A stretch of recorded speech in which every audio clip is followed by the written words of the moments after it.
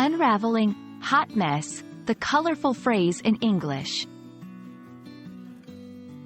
Hello, language enthusiasts. Today, we're diving into a phrase that's as vivid as it is popular, hot mess. Whether you've heard it in movies, read it in books, or come across it in casual conversation, you've probably wondered what this phrase really means.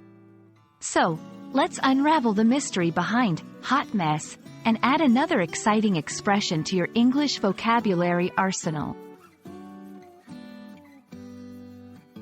The term hot mess refers to a situation or person that is in a state of extreme disorder or disarray, yet still maintains a certain allure or charm.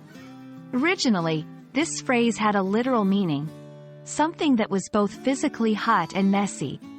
But, like many English expressions, its meaning evolved over time. The phrase has taken a journey through history. In the past, hot mess was used to describe a warm meal that was unappetizing or sloppily served, quite literally a messy plate of hot food.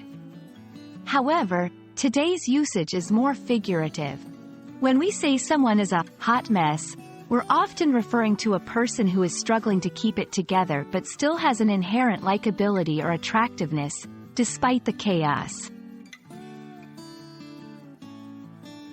Let's put hot mess into some sentences to better understand how to use it.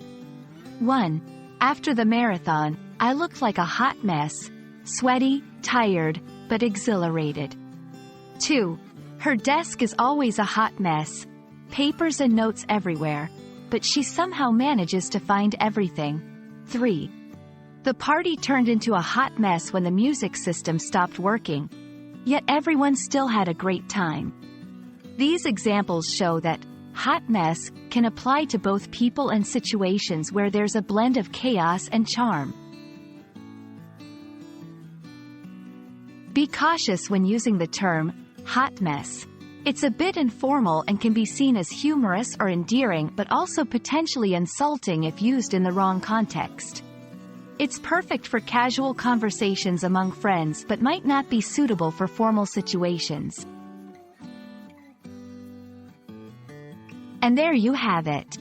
The phrase, hot mess, is a colorful way to describe disarray that is somehow still appealing.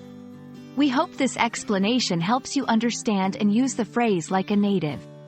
Keep practicing, and don't be afraid to add a little mess to your language. It's all part of the fun. Until next time, keep learning and stay curious.